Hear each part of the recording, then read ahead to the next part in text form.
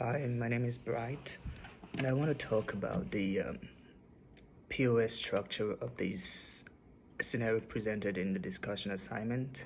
First of all, I'm going to identify it as a decentralized architecture because I've imagined that location 1 and location 2 are units of the same business, and location 1 being perhaps the headquarter because it has a backup server there, and then location B would be another outlet of the same business. So I identified as two locations of the same industry or the same company or the same business unit. It's the architecture is okay, but there could be some changes that should be made. And I'm going to start with fast internet. It seems like they have the DSL, internet service provider. They could use Google Fiber or some other wireless fast internet, because we're talking about a POS where people would pay and make transactions with their cards, and we expect the payments to be instantaneous so that there wouldn't be a problem. Also, I would suggest we go smarter. There's not so much wrong with the computer system that are visualized here, that we can see here, quite regular desktop things, but we could go smarter with less wires, tablets and some handheld devices, or some tablets and some pads that would take the order, accept the payments without looking very unattractive and with so much wires.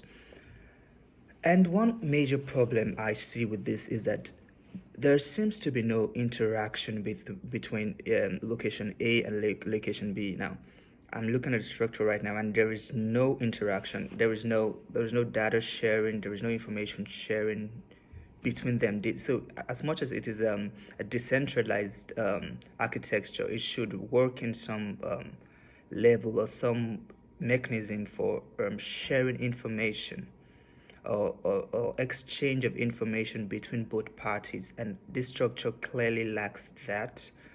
And so I'm suggesting maybe a cloud-based information sharing, a cloud-based service where both locations can tap in, transfer information to, and share information among themselves, and work with similar information rather than working in isolation and not knowing what is going on in location A and what's going on in location B, because that's what the structure looks like is going on right now.